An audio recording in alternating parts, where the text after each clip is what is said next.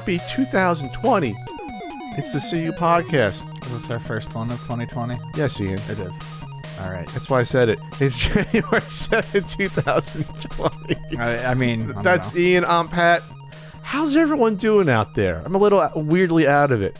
We're talking about announcements from CES. Woo! It was 10 years ago, Ian. I was at CES. We'll talk about that, more about that later. Arcade 1-Up CES leaks. The UFO Alienware Handheld PC. Mother 4 fan game update. An update potentially on the Television Amico 2020 edition. Founders Edition. Super Star Wars Genesis prototype and more. And a Patreon poll. Ian, what did you do this weekend? I went to the Natural History Museum.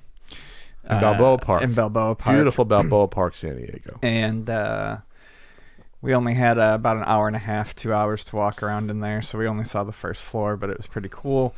Then we went over to the zoo for the last night of Jungle Bells. Jungle Bells is a great event. They do it every year. So basically the zoo does, like, I think it's two periods of, nighttime zoo. There's the summer chunk, which is a longer chunk where they stay up until 8 or 9. And even night zoo, it's great. It's awesome. But even when staying open until 8 is when they stay up until. It never really truly gets dark in the summer. But when they do it in the winter for Jungle Bells, they do like 2 weeks of it. I think it's 3 or 4 weeks. Either way. It's incredibly cool. You don't see as many of the animals, obviously. They're not sleepy. They don't shine, artificial light or anything like that on them, which is good. But the zoo is a beautiful place to just walk around, and they decorate it with all sorts of nice lights and stuff like that. You feel like you're in the jungle. You're walking around. I like it. It's all dark out. You see other people, but I mean, especially during the summer, I think there's probably less people at night zoo in the summer overall. You can be like not see someone for like a few minutes sometimes walking around, and it's like weird. Oh yeah, no, it's weird. Great. It's creepy. It's great because it's silent. But then you see some animals are awake, like some of the kitty cats are awake. They had a black panther that was awake, where the leopards used to be in the Asian Passage, and that leopard because I went a few days before Ian did. I went on Friday with someone, and the black panther used to be in the African area. I think it's a she, was just just rolling around, being fun. Went up on the catwalk, the actual catwalk. The catwalk was looking down at us like we were at dinner. Adorable. The red pandas though were hiding. They were probably sleepy. I love the red pandas. I love seeing the red pandas. Last time I was there by myself, the red panda was crazy active. So you don't see as much animals, but they have all the activities, and they have this. At least when I saw the finale was this projection light show at the Asian Passage area where the pandas used to be before they were taken back from China, and it was an incredible 10-15 minute show with lasers and projections. It was fantastic. So real quick, we have enamel pins, Ian. We do at ultimatenintendo.com. That's the web store, along with a certain Super Nintendo guidebook. Soon there'll be a certain Blu-ray for sale as well, maybe a certain digital documentary for sale, if I can figure out the bandwidth things with that. But the Blu-ray will be for sale there. What, is it going to be Pat the NES Punk Volume 8 or whatever volume? Yes, that's what it's going to be. It's actually Volume 5 would be the next one, which I got the artwork done at this point 3.5 years ago on it and just didn't have time to do it. But I can do it. I would do a thumb drive. I don't think I would do a Blu-ray because not everyone even has a Blu-ray player. So honestly, not everyone does. At this point, I'd say just do DVDs again. Just do DVDs again for the hell of it. No, I don't like authoring. That's a whole thing. Sure, authoring. It seems awful. I'll stick the HD versions on a thumb drive with some director's commentary. That's easy. You just want the keepsake plus you get a thumb drive. You can just delete my videos and use it as a thumb drive if you don't like me. Carry all of your best porn around. Yeah, you can do that. If you want to. I did a Twitter poll, Ian. Mm-hmm. Because thinking about various NES game ideas, we talked about the black box basketball for a bit. So I just did a Twitter poll. There was 3 ideas for an NES game, and I did the poll. And I think there's 1 hour left. Well, by the time you hear this, you won't have it. If I were to produce an NES game, what idea is most interesting to you? In third place, just under 10% was the basketball game, black box-ish. So that died a bad death there. A game show idea a la Nick Arcade. I had an idea to do a game show idea like Nick Arcade with trivia and mini games. 22.4%. In first place, that's number 1 place. Number 1 place. Was a game store owner sim RPG idea at almost 68%. Overwhelming favorite, which makes sense. So I've done a loose outline of a game idea. We'll see if it's possible for an NES game, because the NES game has memory limitations. I'm sure it's doable. Plenty of RPGs were done on it. Sure. But it's just how big is the memory in the card going to be? Sure. I talked about it preliminary talks. It could be like a 512K card. Now, it's not going to be a small black box, like 8 kilobit card. There's a lot of information to hold. At that point, it just balloons up. You go from 512 to 1024. Then the cart price would probably go up. Obviously, the digital wouldn't matter. We're talking about the cart price, but potentially this would be digital as well as a physical cart. That's obviously would make the most sense to do that. So we'll see. I think the one idea I had last night during yoga. You're not supposed to think about these things during yoga. I want a bodega cat or bodega dog option. So you pick your dog or cat to accompany you in the store. I think it's a cute idea. Yeah, you would have to do that, I think. Maybe we slip in a couple, stories that have happened, in certain game store that as in-game events, things like that. We'll come back to that. It's also, though, Ian, it's the 10-year anniversary where Pat went to CES with my pal AJ and belted out The Show Must Go On, if you remember that back then. Unfortunately, I do. Remember that 2010? Yes. And then that's also where I filmed the because it was in Vegas, we filmed the Pat's Casino Calamity video, the classic. I forget I do these videos until I have to remember them. I don't think I've ever even heard of this one. It was the 3 or 4 casino game medley reviews I did. Oh, with the side story where I kept trying to gamble and keep losing more money, and I had to go back to my friend AJ, my college friend who became my agent in the videos, and have to ask for more money. You never saw that video? I don't think I ever did. It came out this is when I was in a bad spot after I just moved here. It took me almost a year to edit it. So I think it came out a year after CES. It came out early 2011. So we're talking that one's just wow. I Right. actually counted my Pat the NES Punk videos. I've done about 60 of them.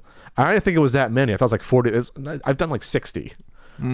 Over the years. 60, huh? Well, that includes the 7-part one that you helped me out with, the review. So I'm cheating a little bit. Fair. But it's over 50. Why did you go, is that too many, or are you surprised I did that many? It's just it's a number. 60 is a number. That's a number of videos. Time to hang them up? Is that what you're saying at that point? Well, I did 4 in 2019. So that was the best year I've done in a few years to do 4. I think that's a reasonable that's number. Pretty big for compared to 2018. I think was none. One. No, it was one. The 10-year anniversary, and that was I had to force myself to do that. Right. 2018 sucked. That's all I'm going to say. That was one of the worst years of my life. So that's why my output wasn't that great there. What was I saying? Oh, CES. So far the news we have a Sony concept car. Who knows if that's going to come out there? That's a thing. Probably not. You see the PS5 logo? Sony announced the PS5 yeah, logo. boy, it's daring. It's daring, breathtaking. These are all words that come to mind. I mean, what else? I mean, do you expect anything different? They've done it the same one since the PS2. What do you want? And it's fine. It's actually... Have they changed the S shape at least, or no? Is that still the same? No, it's the same. Looks the same. Okay. It's fine. At least when someone comes in and says, I would like a PlayStation 5, I will know what they're looking for. Yeah, instead of Xbox Series 1X, X Series X? Can I get an X? Can I get a box of X's, please? Well, CES isn't usually a video game event. When I went 10 years ago, Sony and Microsoft did have huge booths there. But 10 years ago might as well have been the 90s at this point, with how much has transpired technologically in the last 10 years. Oh, yeah. Everything is different. I mean... 10 years ago, the big things were, Ian, remember? 3 big things. Boxy box, which is like the Roku sort of box. Remember that was going to be the big thing before Netflix streaming blew up everything? Yeah. You don't need a box for these things. You can still buy the boxes in Chromecast, but Boxy and Roku's still around, but I don't know anyone who has a Roku. I mean, some people sure do. That was the big thing. That didn't happen. Digital picture frames were still on the rise 10 years ago. Remember digital picture frames? Do you know anyone that owns one? No, I don't know anyone. I don't. My friend AJ used to build them himself and sell them himself before they were a mass I've thought about owning one before because I'm like, yeah, that makes sense. It makes sense. But what I'm saying is I've actually thought about this. I'm like, digital picture frame. That's a neat idea. And then I was like, why don't more people have these? What? It's just one of those things that seems like a great idea, but no one owns them. Well, because of the time and effort to take it down, load up a picture into it, put it back up, or at least even display it on a desk somewhere. It just seems like a lot of work. Yeah, I guess you can do slideshow ones, but you don't want pictures to change if you're displaying them. That's the only thing I thought of, because you can have ones that like change Right. too. You don't want that though. You don't want them to, because then you like sit there and wait for them to change to like look at them. It's like a good in theory, but in practice, Like this, it just doesn't. It didn't just hang the goddamn picture. It never caught on. Right. Now I want to look on Amazon to see what they cost. If they must still sell them. Oh yeah, They're like $150. Here's one for $70, a 10-inch one with a remote control. It's just too complex for pictures, I think. Yeah, and I mean at that point, No one's buying these. No. Anyway, my friend used to make them and sell them himself before they were, produced. He should have patented the fucking thing, because he was doing like 3 years before they were like mass market items. Anyway, the third thing at CES 2010 that no one bought, 3D TVs. That was the other huge thing. They were swearing like this is going to be the thing. Remember, that was only a few years after like HD TVs were like a big thing. Yeah. Not even. So the HD TVs were still fairly brand new in 2010. And then this is before 4K, so they were pushing 3D TVs. Yeah. And I tried it. I was like, you got to sit down in a certain spot with your glasses and what? It's fucking awful. Even back then, I think we called that. This is awful back then. Those were a bad idea. The PlayStation actually had their own 3D TV. Sony had the PlayStation TV, if I recall correctly. Pre-CU podcast. And my old friend Art, who I haven't seen in ages, What happened to Art? Don't know. But Art had one, and he was like, "Yeah, it's kind of neat." He goes, "But it's, I'm not going to use it often." I mean, who wants to sit around in their living room wearing glasses? In a specific spot, it only works with a 3D TV. And that was around the time they're trying to push it back in theaters.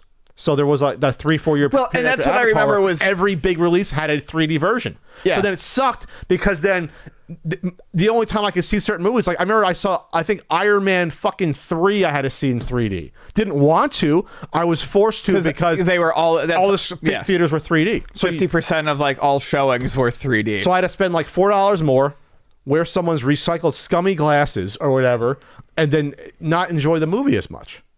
And then that was done by like 2015 or so. 16 3D releases. You can still see some movies in 3D. Like I'm fairly certain Star Wars had a 3D release. That died, dog. We don't need that. No, it's fine. So you can still buy that Sony PlayStation 3D display, and it's like $400 still. Yeah, well, you got to recoup your money there. Yeah, I guess. So the one big news item that's dropping in day one of CS when we're recording this is the Alienware / Dell team up, since they bought Alienware, handheld PC prototype they're showing called the UFO. Okay? It's a Windows 10 sort of, it's like a tablet PC hybrid. But what's interesting about this is that it's basically the Switch, but a gaming PC tablet with I'm talking removable Joy-Cons on both sides, with a thumb drive and a better digital crosshair pad than the Switch, and 4 face buttons and another thumb drive on a thumbstick on the right side. And it's been tried already, and they can't release any specs because, again, this is like a total like just concept at this point. It shows the controllers coming off like they would on the Switch. It even has a rechargeable little dock to use it the same way the Switch has it, right. Or you slide them on the side. It literally looks like a Switch. I think it's an 8-inch screen, which is bigger than the Switch by a little bit. So that's interesting. And I saw, I think it was The Verge did a little. They spoke about it. They said that because it's a more powerful PC, like he played Rocket League on it, he said, yes, this blows away the Switch performance. Obviously it would. If it's sure, although Rocket League would be a really weird benchmark because the Switch plays Rocket League just fine. Well, it must play it better. That's because he specifically referenced that. I'm sure it plays better. Does it play it in 60 frames? I have no in handheld idea. mode? Well, there you go, Ian. Maybe you don't I'm know, just saying Mr. Verge. that's a weird benchmark. They probably didn't have many things to Sure. play on it, Ian, at CES. They got to control it. They don't want the thing to blow up in someone's hand and you're playing, Witcher 3 or whatever. Is there a Witcher 3? Yes. Also on the Switch, yes. Yeah, I'm sure it'll play better in this. But that's the thing. I'm just saying. It has a kickstand the same way. There's a USB-C to output the video through that. So this is, Switch is like, so Nintendo's like, let's see if this shit works, and afterwards, we'll take the risk. Everyone else can just basically. Well, I was gonna say, as much as people love to make fun of Nintendo, it was not all that long ago that I remember some people who are considered very smart in the gaming space calling the Switch a failure, and it was doomed. But for all the shit people will talk about Nintendo when they get a new idea, everyone else sure does follow. Yes, they may not work out the same way, but. I love to remember back to when I can't remember who it was, the name exactly, but the Sony guy said that they would never release a controller that looks like a lollipop in regards to the Wii, and then they literally go and release a controller that looks exactly like a lollipop. Yeah, the PS Move was a lollipop with different colored balls in the top. I remember they were still pushing that at E3 2012. And Microsoft got the Kinect, and it's these companies do things slightly differently, but it is amusing to me to see everyone go ha ha ha. Okay, maybe we should be doing this. You're not allowed to. You're allowed to follow a leader, but to criticize it's weird. Yeah. Because without someone taking the innovative risk, you're not going to have these things happen as a possibility. So there's obviously questions would arise from this. Obviously, the specs. Battery life is huge on something because this has built-in fans on this. Because remember, if there's the NVIDIA Shield, but the Shield streams. This is This is actually a portable PC, gaming PC. The heat that this is going to generate, if this is going to be like, if you're going to have 60 frames per second, high resolution, modern games, the heat this thing's going to generate in your hand. They even say like right now the fans are allowed. It's like yes, you need fans. Yeah, you can't do chameleon cooling on this. Yeah, I mean, looking at it, it's interesting. I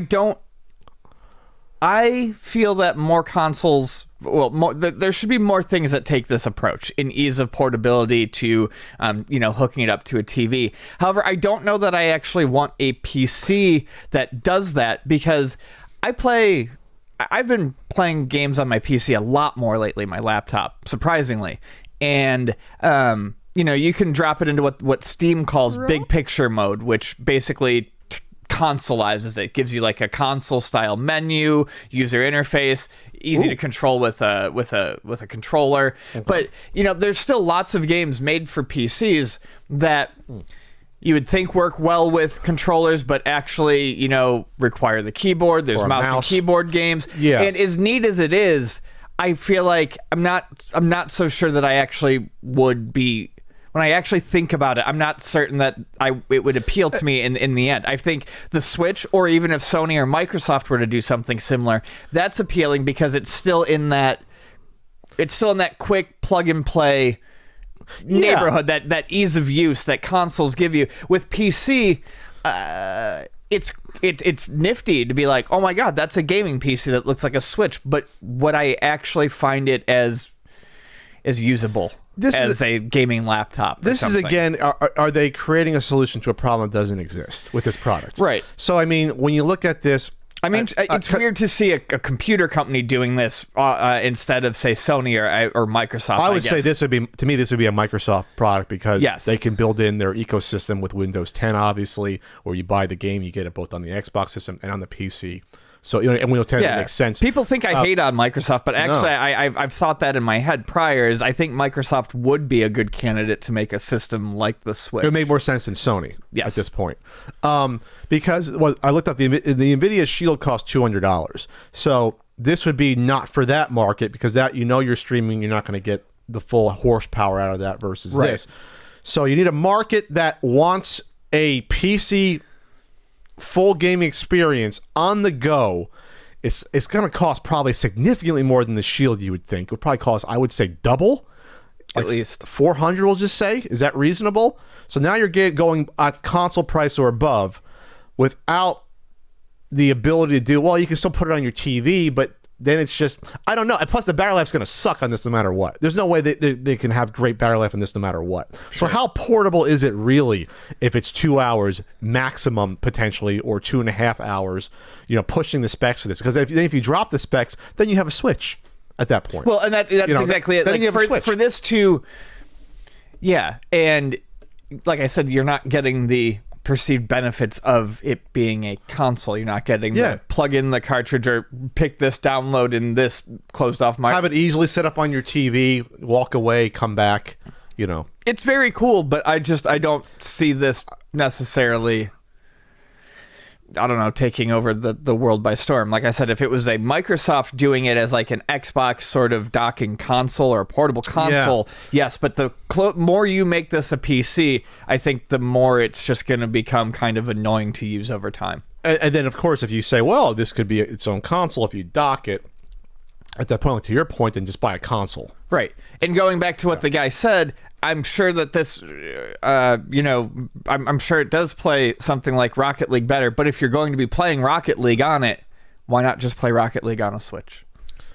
Well, the other part would be the Switch is not going to have every single new release on it, and it doesn't. No, but neither is this thing. I mean, it's going to, the specs are going to have to be... Well, we don't know. Sure. Yeah, well, that's true. We don't know what it technically could or couldn't do because we don't know the specs. You can play Red Dead 2, but like for like an hour and a half. Right. You know what I mean? Like that's... While the fan's kicking on and your hands are... They'll have to have their own Alienware gloves so your hands don't burn up from holding it. You know, that's basically what would happen with this. Either way, it's interesting to see this happen. If obviously if battery... It's cool just as a thing. If heat and battery wasn't an issue, you might have a shot probably at this. But otherwise, you know, I just think it's cool because it's literally a Switch design, especially with the controller dock. I mean... Nintendo did that, but come on, Nintendo. Nintendo, you see that D-pad they're using there? You see that D-pad? That's your D-pad. Like that's what you want to use, not 4 individual buttons, buddies. Come on, you came up with the damn idea for the D-pad. Come on, you patented the damn thing. We can't. You were so happy. You were so pleased with it. You patented it. You patented it so that Sega and TurboGrafx, they had to like do workarounds in their design to sort of mimic it, but not really, for like 25 years. Come on, Nintendo, come back to us here. Come on, the Super Switch, give me a real D-pad, I'll buy it. Just from that alone. Super Switch? That's next year, probably. Anyway.